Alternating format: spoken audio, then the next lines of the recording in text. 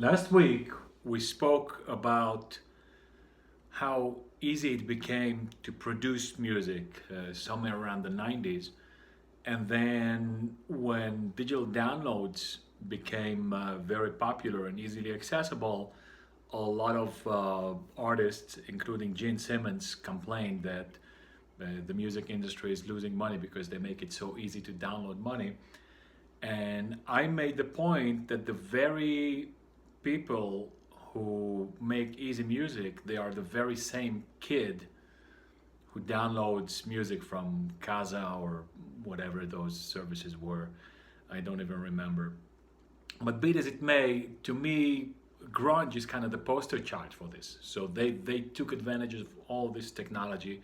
They took advantage of the industry that became so welcoming and so easy to work with, and they got everything pretty much on a silver platter. And then when the same thing happened to them on the other side, the opposite, when the technology became so easy to access that now it was easy to download their albums for free, all of a sudden they freaked out.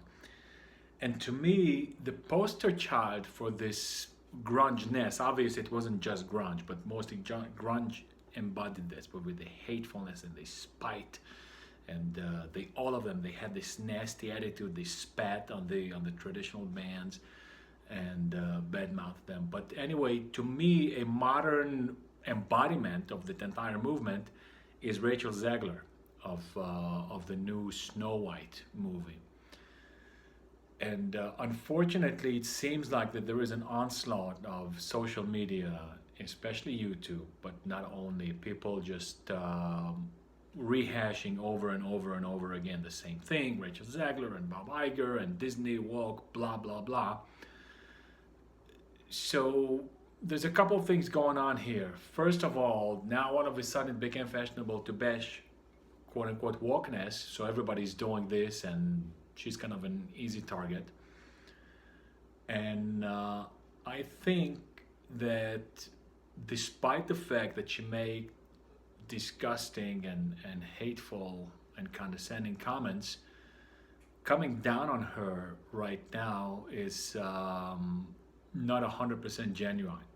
First of all, let's take into consideration that she's a young kid. She's in her early 20s, and she was handed the lottery on a silver platter with her previous role. Right, she played on a famous movie by Spielberg. Spielberg is like a super respected figure in Hollywood, and not just in Hollywood, not just by Hollywood, I meant to say, but any people who have the slightest appreciations for movie, which is 90% of humanity, excluding me.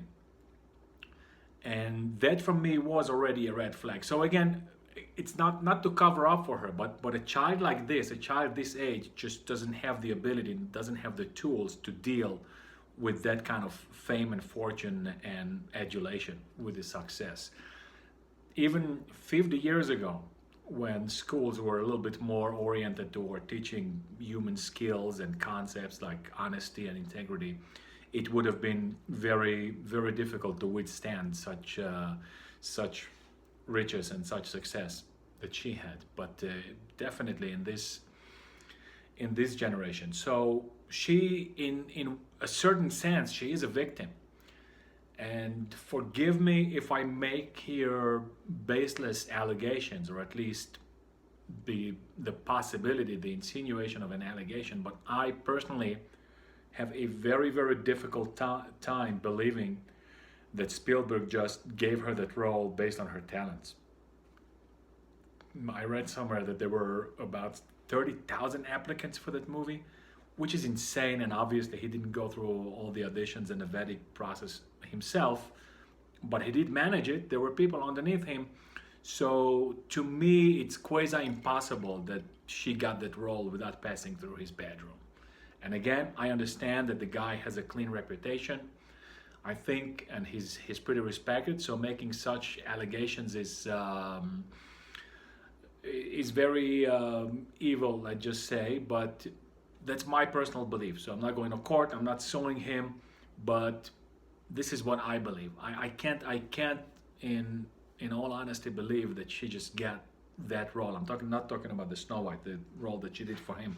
I forgot what the movie or TV show is called, but it's kind of something famous that was pretty successful. His last horror, but maybe. And now she goes into Disney. Well, what is the best defense mechanism for him is let her get destroyed like she is. So I think he might have had a. It's not Scotch whiskey, obviously. I never drink on a job. I would never do such a thing. So I'm pretty sure that he had a good word for someone in Disney to get her the current role, and that would completely destroy her. So he's not stupid. He understands human psychology, and he knows that after this, her word will be worth exactly zero. Now, again, not justifying her, but I'm just letting you know that at this age, a kid of that nature has no defense mechanism about self-destruction and being their own worst enemy. And I don't hear anyone speaking about the topic from this angle. And people are also mentioning that eventually the movie will go broke and Disney themselves will go broke. And unfortunately, my impression is that they don't care.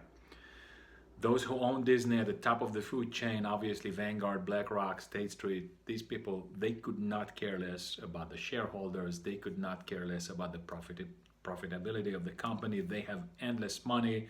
They're, of course, also involved with the Fed. So if they really need money, they can just print some more. So I think that for them, the main objective, their methodology is to destroy society at all cost. It doesn't matter. They would prefer to ram through a movie that will make $0 and will go bankrupt, but will push their agenda than modifying it. So I don't think that Rachel Zegler is going anywhere. And I also heard it brought up that there is some short circuit there with Gal Gadot.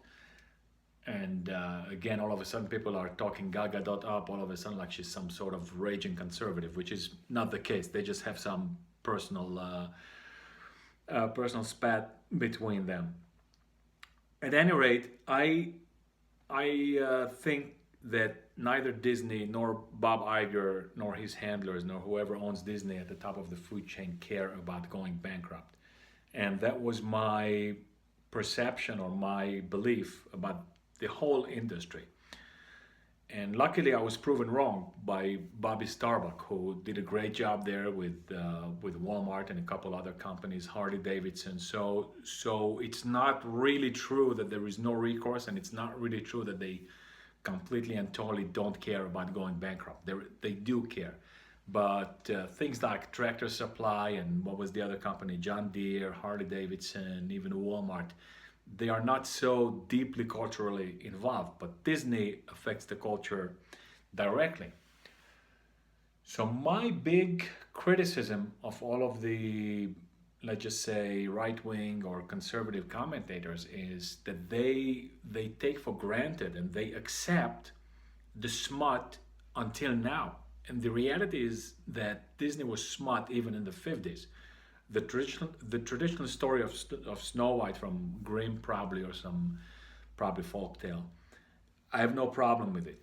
But what Disney did in I think the 40s or the 50s was already not outright smart in the meaning of outright pornography or disgusting thing, but these cartoons are just horrible. They're distasteful, they're disgusting, especially if you look at what's the other famous Disney movie, Bambi, which is 100% child sexualization. Not as overtly as today, but these cartoons, these illustrations are distasteful, they're ugly, they destroy the artistic flair, the artistic taste of young viewers. And unfortunately, in the United States, more than I think anywhere else in the West, there is very little to no emphasis on classic culture, classic literature, classical music, classic painting, and things of that nature. If you look even ironically in the communist bloc, if you can dig up some cartoons from Russia or the Soviet bloc, by and large, in most cases, they were exponentially better than the American ones. They didn't have that disgusting, cheesy, honey dripping, exaggerated stupidity in them, like Mickey Mouse and Donald Duck and all of these things that destroy the mentality of a child. Besides for the fact that we have an incredibly movie and TV focused culture. Some people should have spoken out about that. I remember listening to Rush Limbaugh, God bless his soul. And this is not to bash him. This is just to show you how far the extent goes. He was talking about a lot of articles being published regarding the harmful effects of television from a physical perspective. So if you look at the screen for too long, it destroys the eyes and harms the eyes and the vision. And he brought 1,000,001 proofs to the contrary. And not one did he mention that, okay, fine, they're exaggerating.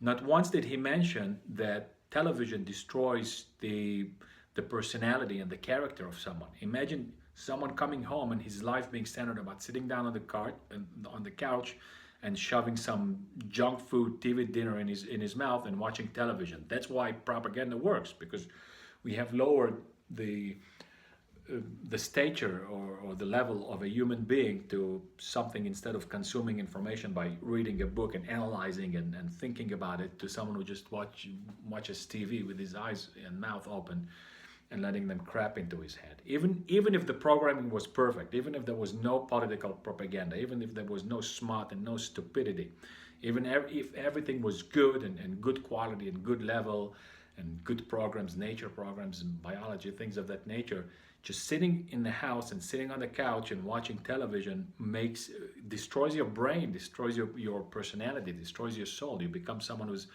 who becomes unable to do anything else and addicted to that. And that's tragic, and no one is talking about that, which is terrible. I think I should really place a photo of Bambi, if I can put it, and you tell me if that is not willful and purposeful and targeted child sexualization. But that's pretty much what I had for today. So maybe not directly relating to music, but if you remember, a couple decades ago, it was the Democrat Party who had the PMRC, who wanted to ban heavy metal songs that had a few dirty words in them. So that was terrible. And again, I don't agree with banning that, because the First Amendment is sacred, it's sacrosanct, but I believe that they shouldn't have done that, and that in large part it is a complicity, if you will, or the guilt, or maybe the crime of the audience to accept that, because people should reject it. But again, it was like a joke, and it was funny, and F like a beast. That was cool in 1985 or whenever it came out again. But when you hear it for the 1000th time, it stops being a joke. It's just being stupidity, and then it seeps into culture. So at a certain point, that needs to stop, and that's why we accept the worst of the worst. So I would be much happier if people would focus on these aspects. That, okay, fine, you shouldn't be denigrating Snow White, the classical story, but the first Disney Snow White was indeed garbage. The storyline was okay, it was cute and innocent, but the animation is something that destroys anyone's sense of art and beauty.